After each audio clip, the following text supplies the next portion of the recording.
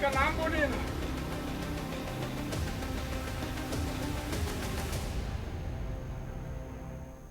बयान पर बवाल। वंदे मातरम, आप देख रहे हैं नेटवर्क 10 और मैं हूं आपके साथ आशिमा त्यागी। सत्ता के टेम्परेचर में आज इसी मुद्दे पर बात करेंगे। दरअसल महाराष्ट्र में केंद्रीय मंत्री नारायण राणे के बयान पर बवाल शुरू हो गया है। कहीं पत्थरबाजी हो रही है तो कहीं लाठियां चल रही हैं। एक तरफ शिवसेना के कार्यकर्ता सड़कों पर उतरे हुए हैं तो दूसरी तरफ बीजेपी के कार्यकर्ता भी भड़के हुए हैं। लेकिन यह हंगामा एक बयान के बाद बरपना शुरू हुआ है। नारायण राणे ने सीएम ठाकरे को लेकर एक विवादित बयान दिया, जिसके बाद बयान पर बवाल शुरू हो गया है।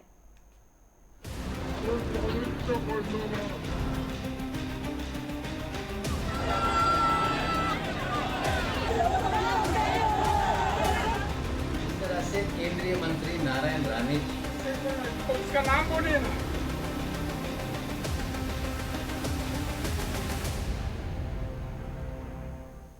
तो महाराष्ट्र के नासिक में भारतीय जनता पार्टी के दफ्तर पर पत्थरबाजी का मामला सामने आया है और ये पत्थरबाजी का आरोप लग रहा है शिवसेना कार्यकर्ताओं पर। शिवसेना कार्यकर्ताओं की तरफ से ये गुस्सा जाहिर किया गया है। पत्थरबाजी का ये आरोप शिवसेना कार्यकर्ताओं पर लगा है तो वहीं केंद्रीय मंत्री और बीजेपी नेता नारायण राणे के बयान पर विवाद होने के बाद ये घटना सामने आई है। सिर्फ नासिक ही नहीं बल्कि अब मुंबई, अमरावती, रत्नागिरी समेत कई शहरों में नारायण राणे के खिलाफ प्रदर्शन हो रहा है। तो वहीं नासिक पुलिस नारायण राणे की गिरफ्तारी के लिए निकल गई है। तो मुंबई में भी शिव सैनिक सड़कों पर उतर आए हैं और राणे की गिरफ्तारी की मांग कर रहे हैं। तो एक तरफ नारायण राणे के खिलाफ शिवसेना कार्यकर्ताओं का गुस्सा है जो अब धरातल पर दिख रहा है और बीजेपी दफ्तर पर जिस तरह से हमला हुआ है उसके बाद ये गुस्सा सातवें आसमान पर साफ तौर पर नजर आया। तो उनके बेटे और विधायक नीतीश राणे ने महाराष्ट्र पुलिस पर यह भी आरोप लगाया है कि पुलिस ने उन्हें रत्नागिरी के पास रोका और यही नहीं, पुलिस ने उन्हें पीटने तक की धमकी दी है। तो अब ये पूरी तरह से बवाल जो है वो मचता हुआ नजर आ रहा है। लेकिन इसी के साथ कई तरह के सवाल खड़े हो गए कि क्या अब इसी के साथ जो बीजेपी है और शिवसेना के बीच दूरी बढ़ गई है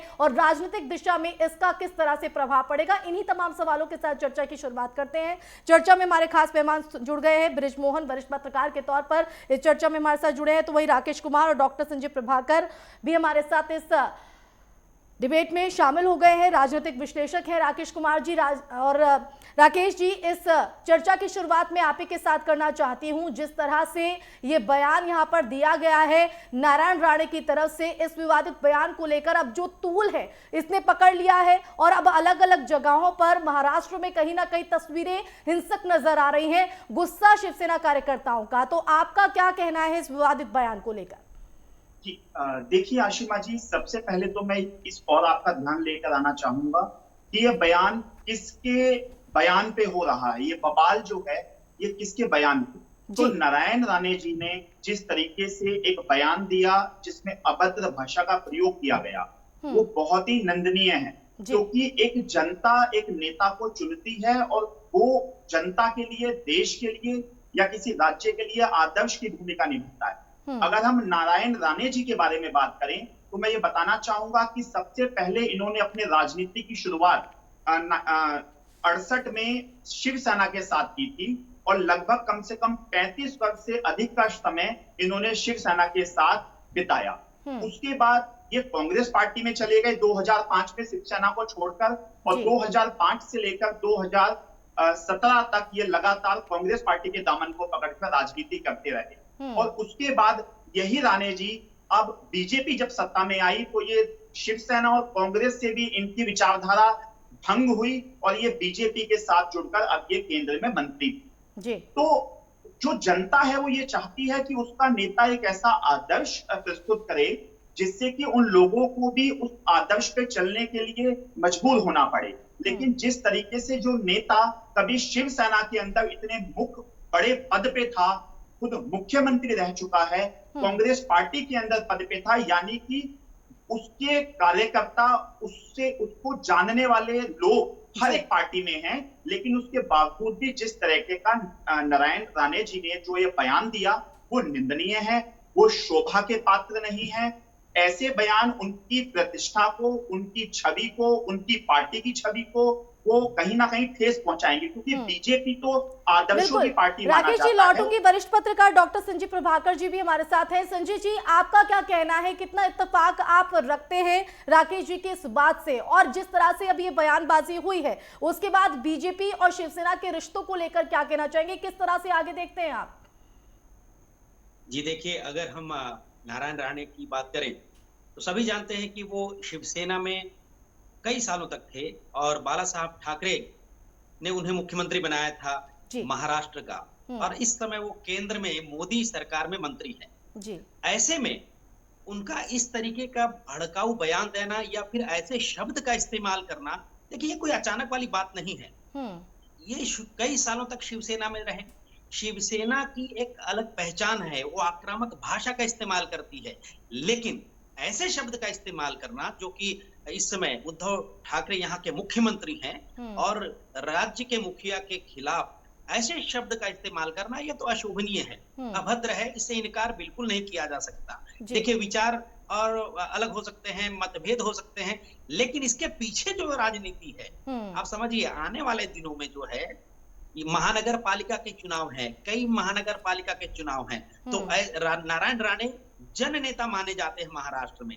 ऐसे वो मतलब उनके पीछे बहुत भारी संख्या में लोग उनके समर्थक माने जाते हैं, चाहे वो शिवसेना में थे तो उसके बाद कांग्रेस में गए तो उनके क्षेत्र में भी, कोंकण क्षेत्र में भी, और साथ में मुंबई में भी उनके बहुत सपोर्टर्स हैं। लेकिन इस समय जो ऐसे बयान दिए गए हैं, और इसको एक तरीके से देखिए, किसी भी शब्द के इस्तेमाल से अगर कोई ऐसे उपद्रव मच जाता है या फिर बवाल खड़ा हो जाता है तो इसके पीछे कोई राजनीति जो है पनपने लगती है, और नारायण राणे का उग्र स्वभाव रहा है, इस पूरे राजनीति में सभी जानते हैं। तो आने वाले चुनावों में नारायण राणे का इस्तेमाल किस तरीके से हो, नारायण राणे यहाँ के महानगर पालिका चुनावों में महाराष्ट्र के किस तरीके से लीड करें, तो एक तरीके से ये एक लोगों को अपने तरफ खींचने का एक जरिया का इस्तेमाल के तरीके से किया जा सकता है। लेकिन जिस तरीके से ये शब्द का इस्तेमाल किया एक मुख्यमंत्री के खिलाफ, ये बिल्कुल गलत है। बिल्कुल, इसके बिल्कुल एक बार फिर से राकेश की जी बिल्कुल सही, और बिल्कुल राकेश जी एक बार फिर से आपका रुख करना चाहूंगी। और संजय जी ने जिस तरह से अपनी बात यहाँ पर रखी है, उन्होंने कहा है कि निंदनीय है ये बयान, लेकिन उसके साथ ही इसके राजनीतिक मायने भी हैं।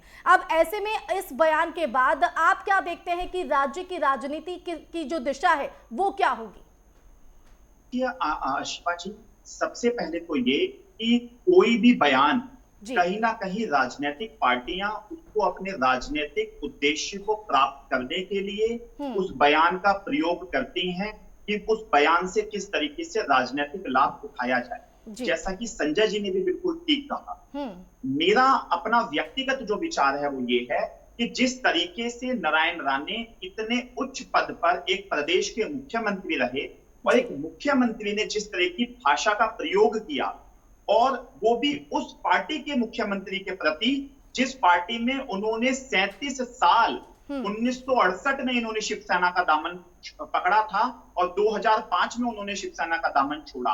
अपनी ही एक पार्टी जिसके अंदर उन्होंने 3 सदी से ज्यादा का समय बिताया, जिस तरीके से मुख्यमंत्री के प्रति उन्होंने भाषा का प्रयोग किया, तो कहीं ना कहीं आम जनता जिन्होंने मुख्यमंत्री को चुनकर इस पद पे बिठाया, तो कहीं ना कहीं आम आदमियों की भावनाओं पर ठेस पहुंची है। तो ये मेरा एक अपना पर्सनल व्यक्तिगत मानना है कि इससे नारायण राणे जी की जो छवि है वो कहीं ना कहीं धूमिल हुई है, वो गिरी है, और बीजेपी को भी इसका नुकसान पहुंचेगा। नारायण राणे जी को तो अपना बड़प्पन दिखाते हुए अगर किसी पार्टी के बड़े नेता ने कुछ कह भी दिया या उन्हें कोई विचार सही नहीं भी लगता, तो उनका कद इतना बड़ा है कि कहीं ना कहीं उन्हें क्षमा करना चाहिए था। इस तरह के शब्दों का प्रयोग राजनीति में कभी भी जगह नहीं रखता, और कोई भी पार्टी का, चाहे वो किसी भी राजनीतिक दल का कोई भी बड़ा नेता हो या जो अपकमिंग नेता है, वो बड़े नेता उनके आदर्श होते हैं। ध्यान से ये बयानबाजी होनी चाहिए। लेकिन जिस तरह से ये बिल्कुल जिस तरह से भी स्थिति सामने आई है, और हम देख भी रहे हैं, चाहे वो मुंबई हो, रत्नागिरी हो, अलग अलग शहरों में जो हिंसक है वो यहाँ पर हो गए हैं शिवसेना कार्यकर्ता, उनमें जो नाराजगी है वो दिखाई दे रही है। जहां एक तरफ नारायण राणे के बयान को यहाँ पर देखा जा रहा है, तो दूसरी तरफ अगर शिवसेना कार्यकर्ताओं की बात करें तो उन्होंने इसकी एवरेज में जवाबदेही करते हुए पोस्टर लगाए हैं जिसमें वाले शब्दों का इस्तेमाल यहाँ पर किया हुआ है। तो क्या यहाँ पर ये देखा इस स्थिति में कि जैसे को तैसा वाली स्थिति, आप कितना ठीक मानते हैं इसको? राकेश जी? देखिए जी बिल्कुल। देखिए शिवसेना जो पार्टी है वो शुरू से ही, जब बाला साहेब ठाकरे थे तब से ही ये जाना जाता है कि शिवसेना हमेशा अगर उनपे कोई पार्टी अटैक करती है तो वो उसका जवाब मुंह तोड़ तरीके से देते हैं, और बहुत ही एग्रेशन के साथ शिवसेना का इतिहास रहा है कि उन्होंने काम किया। लेकिन आज की जो स्थिति है, शिवसेना कभी सत्ता में नहीं रही थी, लेकिन अब बाला साहेब ठाकरे के स्वयं के बेटे सत्ता में हैं, तो इस तरह की जो वक्तव्य दिया गया उससे कहीं ना कहीं शिवसेना बहुत आहत हुई, और उनके कार्यकर्ताओं ने पुरजोर तरीके से जो ये इस तरीके का पूरा एक परिकरण बना है, ये निंदनीय है। मैं शिवसेना से भी अपील करना चाहूंगा, शिवसेना के मुख्यमंत्री जी से भी, कि कहीं ना कहीं वो भी अपने कार्यकर्ताओं को समझाएं, पूरे प्रदेश के अंदर एक संयम की स्थिति, एक ठहराव की स्थिति और विरोध का भी ऐसा एक अंदाज हो कि सामने वाले को भी शर्मिंदा होने पे मजबूर हो जाए कि मैंने कहीं कुछ गलत तो नहीं कर दिया। तो हमें अगर विरोध भी करना है तो सामने वाले को इस तरीके से एहसास दिलाना चाहिए कि उसकी गलती है, लेकिन इस तरह के माहौल से कहीं ना कहीं अभी तो ये दोनों स्थिति बराबर हो जाती है, फिर गलत किसको ठहराया जाए। बिल्कुल, बृजमोहन जी और वरिष्ठ पत्रकार हैं, वो भी हमारे साथ मौजूद हैं, उनका भी यहाँ पर रुक कर लेते हैं। बृजमोहन जी, जिस तरह से भी फिलहाल महाराष्ट्र की राजनीति में भूचाल सा हम देख रहे हैं, नारायण राणे ने जो बयान दिया है, उस विवादित बयान के बाद जो हंगामा है वो शिवसेना कार्यकर्ताओं और शिवसेना पार्टी की तरफ से कहीं ना कहीं देखने को मिल रहा है। इस बयान पर आपकी क्या टिप्पणी है और आगे किस तरह से घटनाक्रम देखते हैं आप इस राज्य में राजनीति के तौर पर?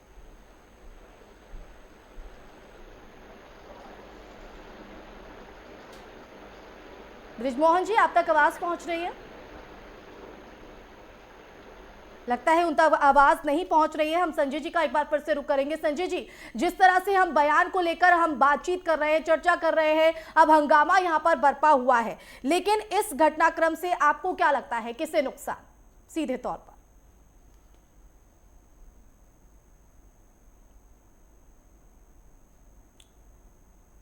नारायण राणे ने जिस शब्द का इस्तेमाल किया है जी। और देखिए, शिवसेना के तौर पर हम देखें, शिवसेना का स्वभाव सदैव जो है वो उग्र रहा है, और लेकिन बाला साहब ठाकरे के समय में, जब बाला साहब ठाकरे पूरे पावर में हुआ करते थे और जब तक वो जीवित थे तब तक उसका एक अलग स्वभाव था, उग्र स्वभाव था। लेकिन उद्धव ठाकरे को जब कार्याध्यक्ष बनाया गया था, बाद में अब तो चीफ ही है और मुख्यमंत्री है, तो उद्धव ठाकरे में वो बात नहीं है कि उनको उग्र स्वभाव का माना जाए। शिवसेना का एक अलग स्वभाव बनकर उभरा, जो कि लिबरल के तौर पर सामने आया है, और मुख्यमंत्री उद्धव ठाकरे का स्वभाव सचमुच बड़ा लिबरल माना जाता है। वो बहुत उग्र तरीके से बिहेव नहीं करते हैं या फिर एक्शन की बात नहीं करते हैं, लेकिन उनकी शिवसेना के डीएनए में जो है, आप समझने की कोशिश कीजिएगा, जो कि शिवसेना को करीब से जानता है, भाई आप मुझे छेड़ो मत, छेड़ोगे तो छोड़ेंगे नहीं, वो मामला होता है। लेकिन इस समय देखिए, नारायण राणे जो है केंद्र के मंत्री हैं, और यहाँ पर जो है जन आशीर्वाद यात्रा भी निकाली जा रही है भारतीय जनता पार्टी की तरफ से। उसमें नारायण राणे बड़ी बढ़ चढ़कर भूमिका निभा रहे हैं। सीधे सीधे भारतीय जनता पार्टी की नजर में नारायण राणे एक बड़े नेता हैं, इससे कोई इनकार नहीं किया जा सकता, और भारतीय जनता पार्टी में है। ऐसे में आने वाले महानगर पालिका चुनावों में जो है, महाराष्ट्र में महानगर पालिका है, उस पर नजर है। लेकिन देखिए, इसमें बहुत बड़ा कोई नफा नुकसान वाली बात नहीं है कि भाई हाँ, हो सकता है कि बीजेपी को बहुत बड़ा नुकसान हो जाएगा या फिर शिवसेना को नुकसान हो जाएगा। माफ कीजिएगा, क्योंकि ऐसी बातें कई बार देखी जाती हैं, लेकिन शिवसेना के जो कट्टर शिवसैनिक समर्थक हैं, वो भारतीय जनता पार्टी की तरफ पलट कर नहीं जाएंगे, और भारतीय जनता पार्टी के तरफ के जो लोग हैं शिवसेना की तरफ कम जाएंगे। ये बातें आप मान सकते हैं। शिवसेना जो है, जो कट्टर शिव सैनिक है, वो बिल्कुल कहीं और पलट कर नहीं जाएगा, चाहे उनके चीफ कुछ भी बोल दे। इस बात को आपको मानना चाहिए, जो हमने इतने सालों से देखा। मैं बीते 30 साल से मुंबई में हूँ, और यही वजह है कि अब अलग अलग जगहों पर जिस तरह से हिंसक झड़पें हो रही हैं, जो गुस्सा यहाँ पर शिवसेना कार्यकर्ताओं का देखने को मिल रहा है। बृजमोहन जी, आपका एक बार फिर से रुक करना चाहती हूं मैं यहाँ पर। जिस तरह से नारायण राणे ने विवादित बयान दिया है, हंगामा इस वक्त जो है वो बरपा हुआ है, अलग अलग जगहों से तस्वीरें सामने आ रही है जहां पर शिवसेना कार्यकर्ता अपने गुस्से को जाहिर कर रहे हैं। इस गुस्से को और जिस तरह से विवादित बयान यहाँ पर दिया गया है, इस घटनाक्रम को आप किस तरह से देखते हैं? इस टिप्पणी पर आपका क्या कहना? मैं क्षमा चाहूंगा, मैं लेट से ज्वाइन किया। नहीं, मैं इस घटना को मैं दो एंगल से देखता हूँ जी। एक तो पहली बात है कि ये जन आशीर्वाद यात्रा थी, हम्म, यात्रा थी। जो नए मंत्री बनाए गए थे जनता के बीच आशीर्वाद देने गए हुए थे जी। और इस तरह का एक केंद्रीय मंत्री और एक्स चीफ मिनिस्टर और तमाम पोर्टफोलियो पर है नारायण राणे जी, और इस तरह का बयान देना ये बहुत ही दुर्भाग्यपूर्ण है। और इस घटना से मैं समझता हूं कि महाराष्ट्र में पूरे देश में इस बात की निंदा हो रही है कि एक मुख्यमंत्री के खिलाफ इस तरह के बयान नहीं देने चाहिए। अब दूसरा राजनीतिक एंगल आई जी। शिवसेना जो है इस तरह के अवसरों का जो है, इस तरह के जो अवसर आते हैं उसको अस्त्र से इस्तेमाल करना जानती है। अगले फरवरी महीने में महाराष्ट्र में कम से कम 10 महानगर पालिकाओं के चुनाव होने वाले हैं, नगर पालिका के चुनाव होने वाले हैं और ग्राम पंचायत के चुनाव होने वाले हैं। एक तरह से वो उसको मिनी विधानसभा कर सकते हैं। और इसके पहले इस तरह की घटनाएं होना, ये अब राजनीतिक एंगल से देखें तो शिवसेना के लिए ये शिवसेना इसको इस्तेमाल करे, कैश कराएगी जी। ऐसे ही शिव सैनिकों में नारायण राणे को लेकर के बहुत तीव्र नाराजगी रहती है, क्योंकि उन्होंने जो शून्य से शिखर तक पहुंचाने के जो काम किया राजनीति में वो शिवसेना ने किया। और मुख्यमंत्री पद से हटने के बाद उन्होंने जिस तरह से बगावत की और शिवसेना पर जिस तरह से अटैक किया, वो आम शिव सैनिक कोई पसंद नहीं करता। आप लोग देखेंगे कि कोकण जो है राणे का प्रभाव वाला क्षेत्र है, लेकिन 2014 के लोकसभा में वो शिवसेना नारायण राणे के लड़के वहां चुनाव हार गए थे लोकसभा का। अभी सिंधुदुर्ग और रत्नागिरी में 7 विधानसभा क्षेत्र है, उसमें सिर्फ 1 सीट राणे के कब्जे में, बाकी 6 सीट राणे या कहीं बीजेपी चुनाव हार चुकी है। तो राणे का जो ये स्टाइल है राजनीति करने का और जो शिवसेना पर अटैक करने का, वो रिवर्स गियर में आता। शिवसेना को हमेशा इसका लाभ हुआ है। मैं समझता हूँ कि इस घटना के बाद राणे भारतीय जनता पार्टी को भी बहुत सेटबैक लगेगा, क्योंकि जिस तरह के माहौल बनाने की कोशिश की गई थी, इतनी महंगाई है देश में, इस तरह की तमाम समस्याएं हैं, और भारतीय जनता पार्टी के शीर्ष नेतृत्व ये कोशिश कर रहा था कि जनता के बीच में जाकर लोगों को समझाएं और अपना समर्थन प्राप्त करें। इस घटना के बाद भारतीय जनता पार्टी भी बैकफुट होगी और राणे को लेकर के अभी यहाँ तो जाहिर तौर पर देखना होगा कि पार्टी की तरफ से क्या यहाँ पर जो है एक्शन लिया जाता है, क्या कदम यहाँ पर उठाया जाता है। लेकिन जिस तरह से बयान यहाँ पर दिया गया है, उस पर बयान पर नारायण राणे अडिग है। उनका कहना है कि मेरे बयान की जांच भी की जा सकती है, लेकिन सजेशन तो राकेश जी एक बार आपका फिर से रुक करना चाहूंगी। ब्रिजमोहन जी को आप सुन रहे होंगे, साफ तौर पर उनका ये कहना है कि कहीं ना कहीं मौके की तलाश में शिवसेना रहती है और जैसे ही मौका मिलता है उसको भुनाने में पूरी जो है जद्दोजहद यहाँ पर कर दी जाती है और उसको बहुत अच्छे से फायदा उठाना भी जानती है शिवसेना। तो क्या ये एक और मौका मिल गया है नारायण राणे की तरफ से शिवसेना को इस मौके का फायदा उठाने का? क्योंकि जिस तरह से देखा जाए यहाँ पर ब्रिजमोहन जी ने भी कहा है कि कोकण क्षेत्र में जिस तरह से प्रभाव रहा है नारायण राणे का, एक बड़ा प्रभाव है और शिवसेना भी प्रतिद्वंदी के तौर पर उनको देखते हैं। और जब से उन्होंने शिवसेना को छोड़ा है, बयानबाजी का दौर भी यहाँ पर चल रहा है। तो इस बयान के बाद क्या आप मानते हैं कि दोनों ही दलों के बीच तल्खी रहेगी और साथ ही क्या शिवसेना इस मुद्दे को भुनाने में कामयाब हो पाएगी, और जो दिख भी रहा है अलग अलग तस्वीरों में?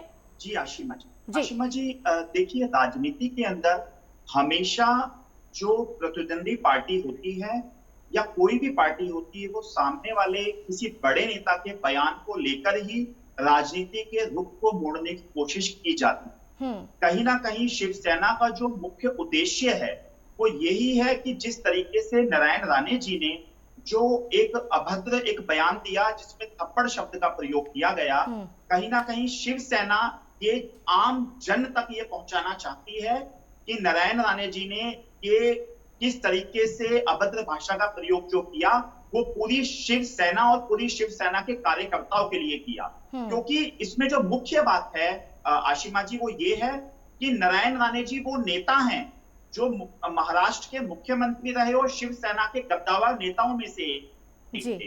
तो कहीं ना कहीं अगर वो शिवसेना के अलावा, अगर वो उद्धव ठाकरे जी के अलावा किसी और नेता के बारे में कुछ टिप्पणी करते तो कहीं ना कहीं कोई भी पार्टी उसको सह सकती थी। लेकिन नारायण राणे जी खुद शिवसेना में रहे, वो शिवसेना की विचारधारा से 3 सदियों तक जुड़े रहे, और जिस तरीके से उन्होंने शिवसेना के बाद वो कांग्रेस में गए, कांग्रेस के बाद वो कुछ ही साल हुए, अभी 2 साल भी पूरे नहीं हुए, वो बीजेपी में जाते ही जो उन्होंने एक अभद्र भाषा का प्रयोग किया, तो शिवसेना की पूरी कोशिश रहेगी कि कहीं ना कहीं जो उनकी छवि पूरे महाराष्ट्र के अंदर एक जन नेता के रूप में थी, उस छवि को और कहीं ना शायद कहीं डैमेज यही किया वजह है जाए। कि अब इस पूरे मुद्दे पर, इस बयान को लेकर उनको घेरने की कोशिश हो रही है। आखिरी में संजय जी, मैं आपका यहाँ पर रुक करना चाहूंगी और चाहूंगी कि संक्षिप्त में आप अपनी बात रखिएगा।